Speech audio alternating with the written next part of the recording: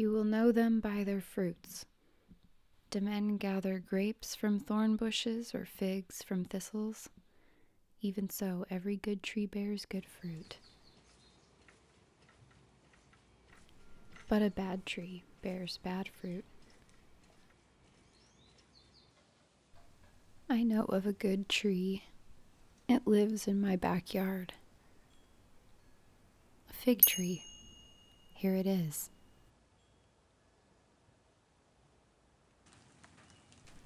Don't get me wrong, the cherry tree is also good, with its pink blossoms in the springtime. One July night, a pair of raccoons came to eat fallen cherries. Me and Danny gave them potato chips to encourage them to keep coming back.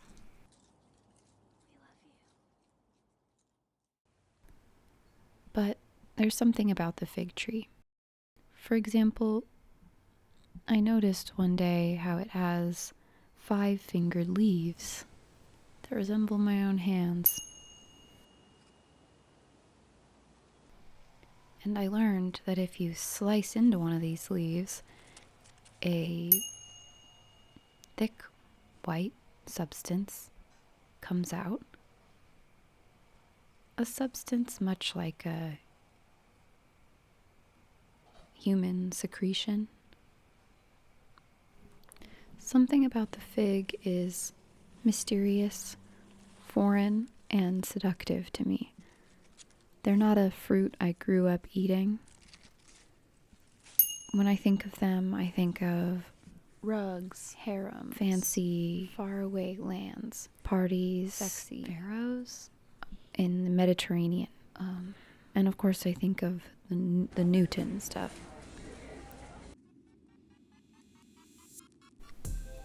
It is in its fruit that the fig finds the full expression of its being.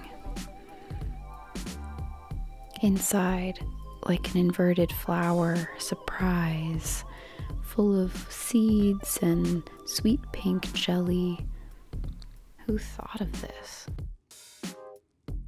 I admire and respect the spirit which God has given precise direction. Its form and activity are determined, and it feels not the anxieties of figuring its life out.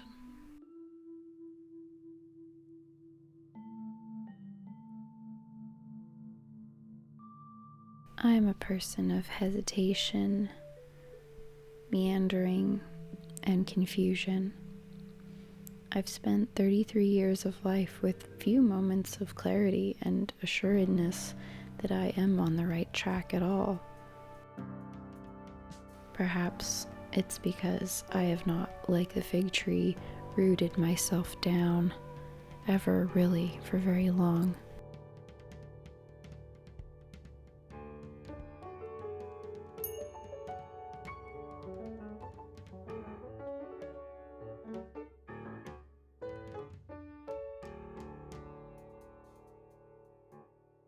The world summons the human being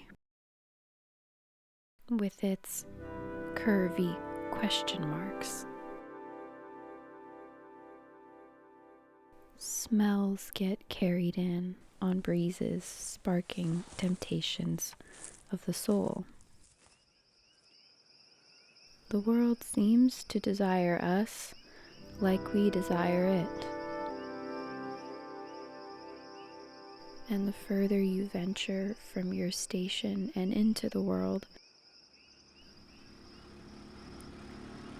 the more one feels permeable and etheric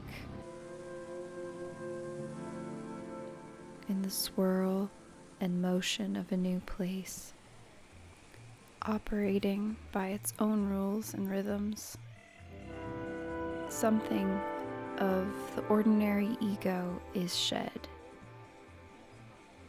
and essences shine through more clearly. Many timelines overlap here.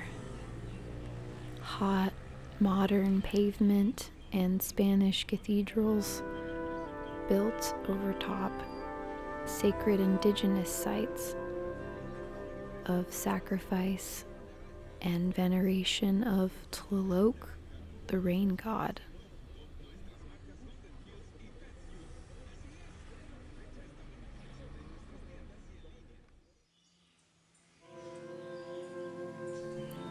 The Virgin persists, cast in 21st century material, a summer breeze in her plastic veil.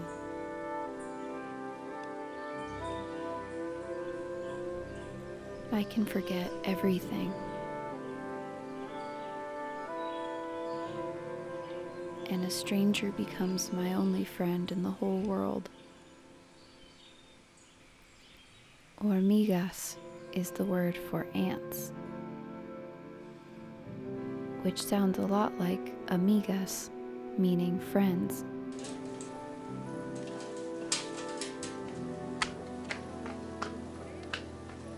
The night is more majestic when you're not at home.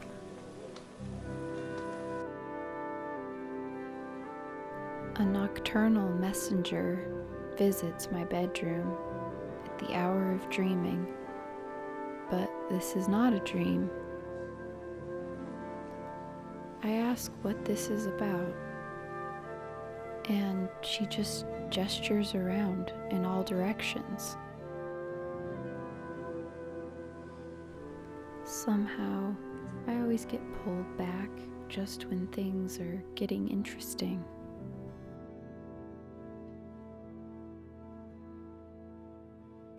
From the airplane window, you can see how the dense earth rests below, and think of how God looks down. There's a good story about that. Did you ever hear the one about that guy and that girl? Adam and Eve. They lived innocent and blissful as children. There was no trouble. They didn't even know the word trouble. It is as if we are not two, but one flesh. We dwell in the breath of God. There was only one rule: to not eat from a certain tree with great red fruits. Other than that, have fun, enjoy everything, forever and ever. There would be just one simple test. Oh, please, sample these fruits. God said not to. She did hesitate for a moment. Is it perhaps better, more wonderful than the fruits we know? Really, she did. But really, it was over the minute God deemed this fruit off limits. The temptation was too great.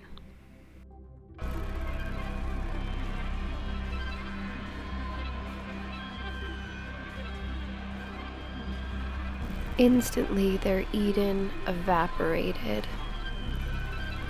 The world didn't look or feel so good anymore. Nothing but harsh contrasts of opposites and a feeling of shame.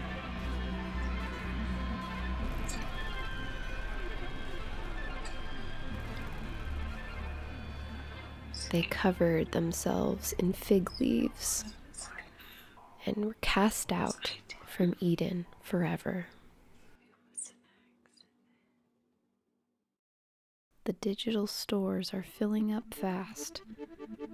I try to make some room, but I remember that. I remember that day. I remember that. I remember that face. That day. That song. So young.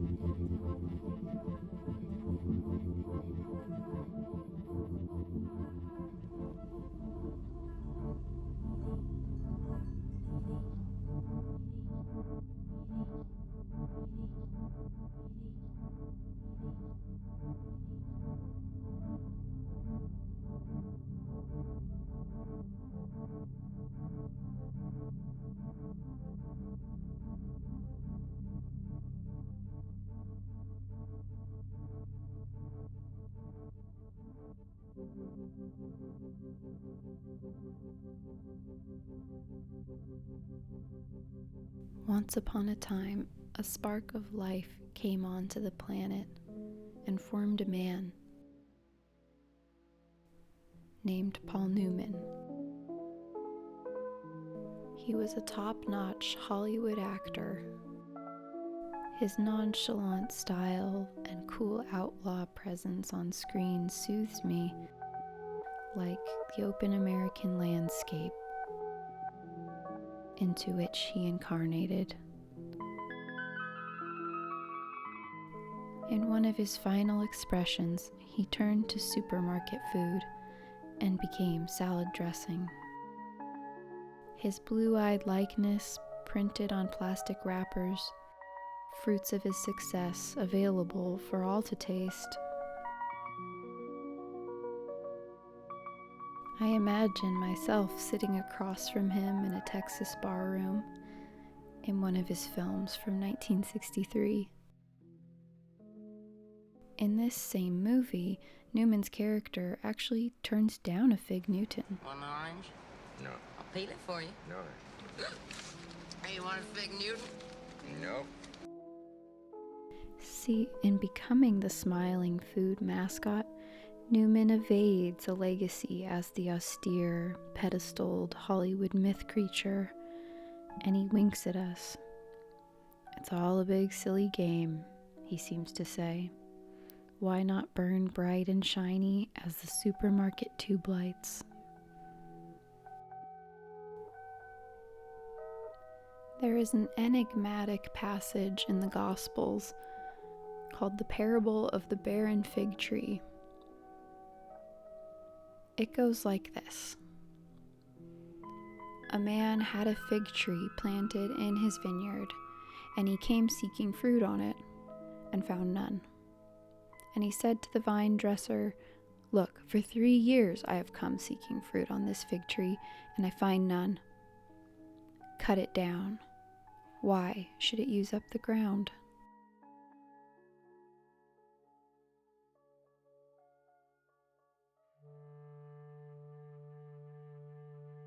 And what it means is, the metaphor is that fig trees are meant to bear fruit, people are meant to bear fruit. It's kindness, gentleness, patience, long-suffering. It's just simple, kind of really beautiful things. The fruit of the Spirit. The fruit of the Spirit. We're fruit trees, and we're meant to bear fruit, that kind of fruit. That's really what we're created to do. It's the fruit of the Spirit, meaning that we don't have to make ourselves do it. It comes naturally when our lives are submitted in that way.